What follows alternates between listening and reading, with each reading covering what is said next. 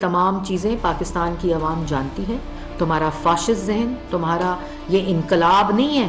تم چاہتے ہو ملک کے اندر خونی انقلاب آئے. یہ خونی مارچ ہے جس کی تم تیاری کر رہے. پاکستان مسلم لیگ نون تمہارے دھرنے سے نبٹنا بھی جانتی ہے. خود ایک مجرم ہے، آپ کی چوری پکڑی گئی ہے.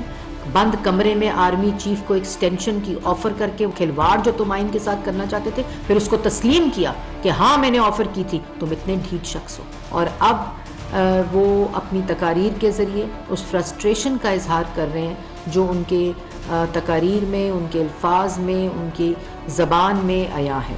گالی دیتے ہیں، دھمکی دیتے ہیں، گندی زبان استعمال کرتے ہیں، غلاظت اڑیلتے ہیں، لوگوں کو اس طرح تاثر دینے کی کوشش کرتے ہیں کہ وہ بہت بڑی کوئی حقیقی جنگ جو ہے وہ جاری ہے اس وقت. اور کل جو انہوں نے ٹویٹ کیا، میں سمجھتی ہوں کہ وہ اس بات کا ثبوت ہے کہ جو امین گنڈا پور جو ان کے منسٹر ہیں، جو بندوقوں کے مورچے لگا رہے تھے، وہ عمران خان صاحب کے کہنے پہ لگا رہے تھے. مجھے اس بات میں پہلے بھی کوئی شک نہیں تھا، لیکن اب یہ اس بات کا ثبوت آ گیا کیونکہ انہوں نے کل کہہ دیا بیلٹ یا بلڈ شیڈ.